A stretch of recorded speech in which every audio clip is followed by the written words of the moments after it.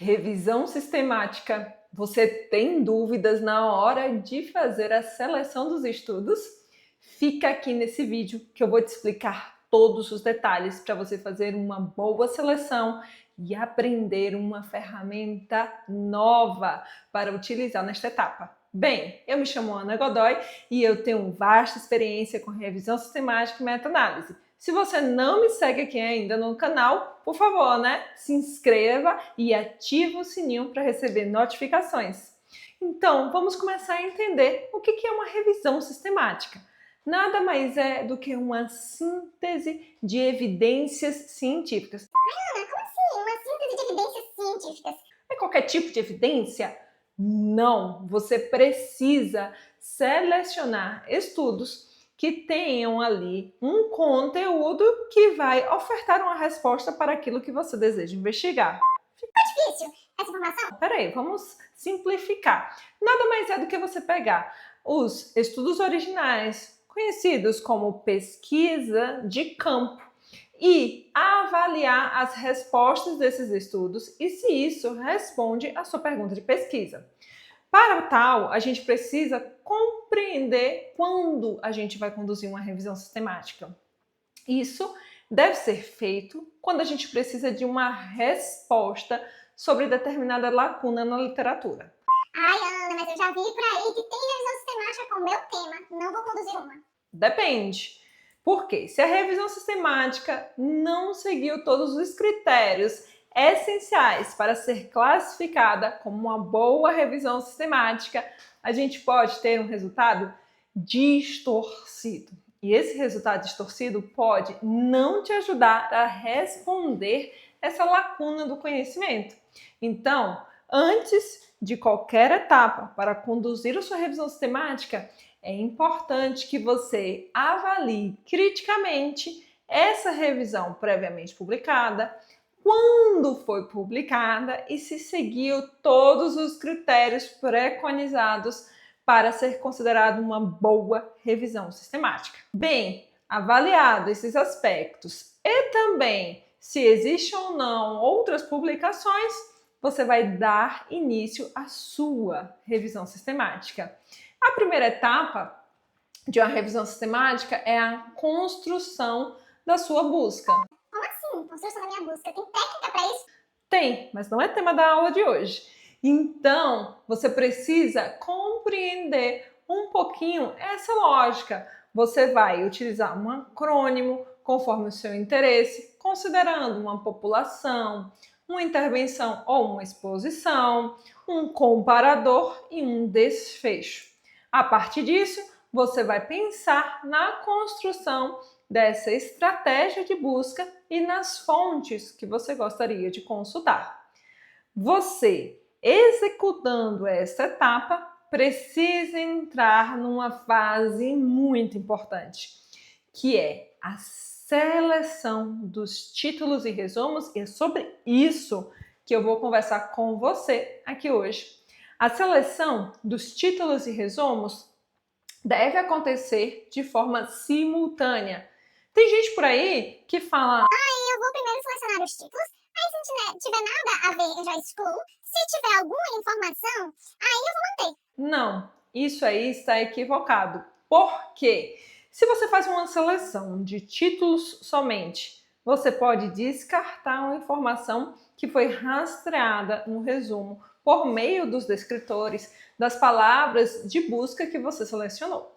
Então, o primeiro passo é compreender que a avaliação do título e do resumo deve acontecer de forma simultânea.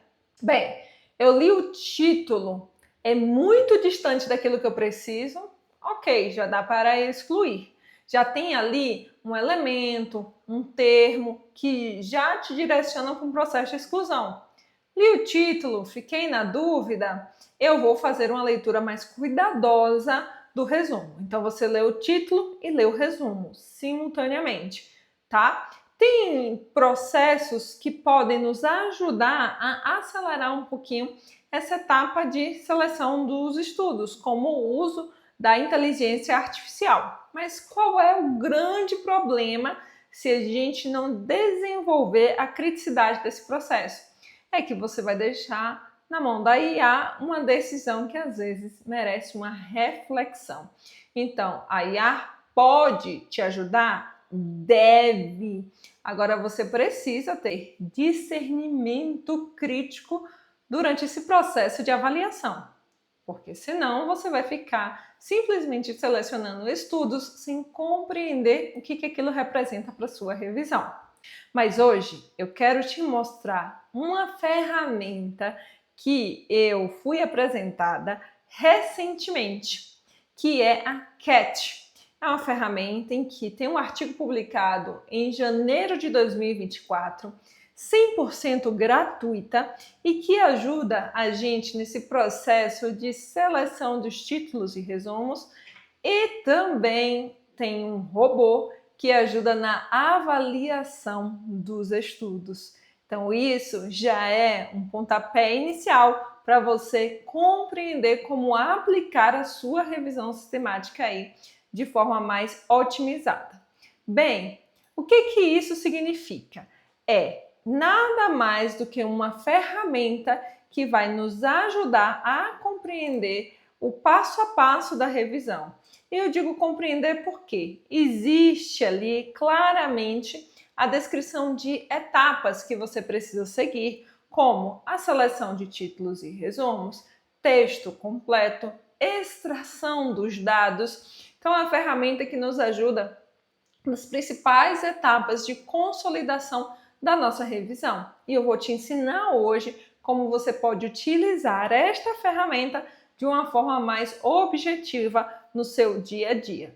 Você pode aqui acessar este site e a partir disso fazer o seu cadastro normalmente, gratuito. Com esse cadastro você vai ter acesso a uma versão em inglês dessa ferramenta e aí você pode usar o tradutor para facilitar a sua vida no dia a dia, tá?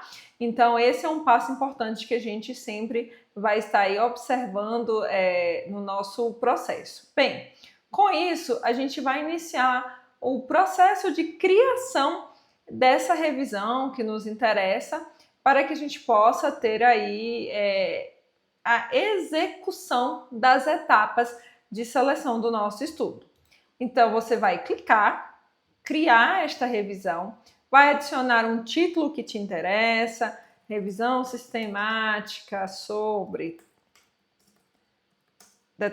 o tema X, tá? Você vai colocar isso e aí a partir disso você vai criar. Quando você criar, teremos aqui várias opções, tá? Aqui são as configurações gerais, que vem o nome da revisão, os critérios de elegibilidade. Lembre-se que para a seleção dos estudos, você precisa ter um critério de elegibilidade bem definido. O que isso significa na prática? Você precisa olhar para o acrônimo, entender esse acrônimo e desenhar esses critérios de elegibilidade. Cuidado com esses critérios assim, eu não vou incluir revisões sistemáticas, eu não vou incluir estudos teóricos, opinião de... Não, gente, isso aí já não existe mais a gente colocar em revisões sistemáticas. Por quê? Porque a revisão sistemática só é composta por estudos originais. Então, se não é um estudo original, não pode colocar. Você vai definir os seus critérios de elegibilidade conforme os critérios metodológicos. Será que é uma ferramenta validada, qualificada para eu conseguir ali aplicar dentro do meu processo de avaliação, para trazer uma criticidade a esse meu processo aí de avaliação dessa informação? Eu vou definir bem a minha população, a faixa etária, de repente o gênero ou sexo, aquilo que eu estou investigando. Vou pensar na intervenção. Qual foi a forma de mensuração dessa intervenção? Qual foi a forma de avaliação do meu desfecho? Então, eu vou estabelecendo critérios metodológicos. E, além disso, você não deve incluir uma restrição em relação ao idioma e ao tempo de publicação, o período de publicação, porque você pode produzir um efeito colateral que se chama viés de publicação. Então, determinando esses critérios de elegibilidade, você vai seguir para descrever isso nesta ferramenta aqui que nós vamos avaliar. Bem, considerando esses critérios de elegibilidade, conforme as características metodológicas do seu trabalho, você vai colocar e você vai salvar, tá? Essa informação que você quer aqui. Além disso, você pode também colocar aqui o processo de avaliação, que é dividido em fases. A primeira fase é a fase de avaliação dos títulos e resumos, a segunda fase do texto completo. Então, você pode decidir aqui como você vai fazer esse rastreamento, tá? Dentro desse processo com o número de decisões para cada registro. Então, para poder a gente considerar a inclusão ou não. Aqui eu estou considerando todos os revisores, mas posso considerar 1, 2, 3, conforme o meu interesse. Sabendo que na revisão sistemática é obrigatório ter no mínimo 2 pessoas, tá? Para esse processo de avaliação. Mas aí a gente adota algumas técnicas que podem sofrer uma variação nessa seleção.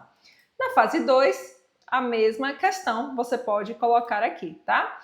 E aí, com isso, você pode também adicionar um novo revisor. E aí, com isso, você coloca o nome, os dados, o e-mail e que tipo de acesso pode ter. Somente avaliação e não pode resolver os dissensos, ou então ele pode também gerenciar junto, ele pode gerenciar, mas não pode rastrear os títulos e resumos, e aí você vai fazer esse processo de consolidação aí, convite desse segundo revisor, tá? E é muito importante ter o segundo revisor.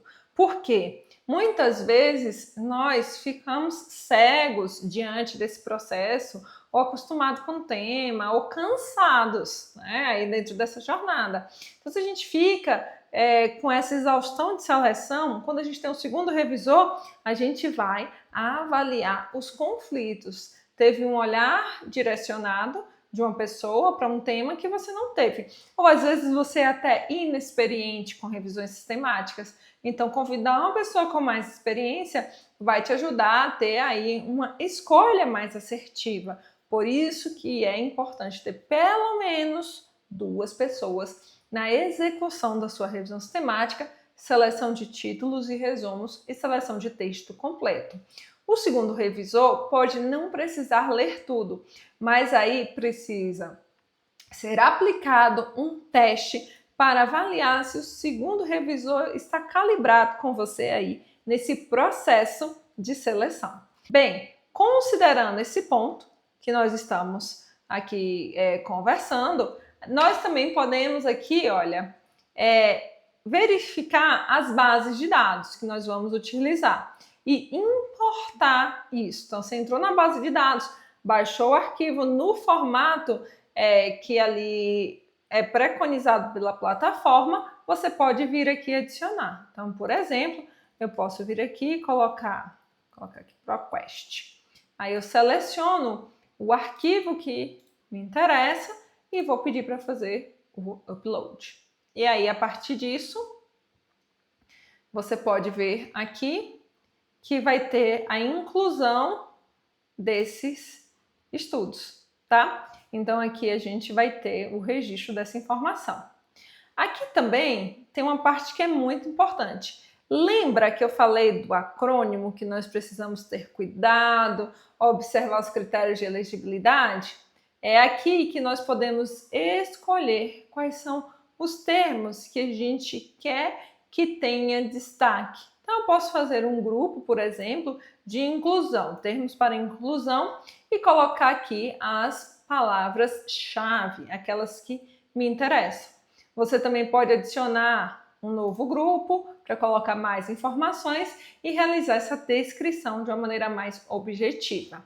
Mas o que eu achei mais incrível nesta ferramenta é a parte de extração de dados, em que você pode aqui colocar as informações que você quer extrair. Então, população, tipo de estudo, período da pesquisa, as características metodológicas. e tudo aquilo que você quiser executar, tá? Então, com isso, você pode fazer esse registro dessas informações e ter aí a sua revisão cadastrada nessa ferramenta gratuita de acesso universal. E algo bem interessante dentro desse processo de avaliação é que você pode ter aqui as estatísticas que representam ali as informações desse processo de seleção daquilo que você fez, tá? Daquilo que você selecionou, avaliou. E é bem importante que a gente tenha uma clareza desse processo, porque eu consigo acompanhar como está a minha evolução e a evolução do meu grupo nesse processo de solução, de leitura e de títulos e resumos. Então, a partir disso, você tem essa visão geral do todo, de como isso pode facilitar o seu dia a dia nesse processo de execução da sua revisão. Então, com isso, olha, a gente pode observar aqui o quê?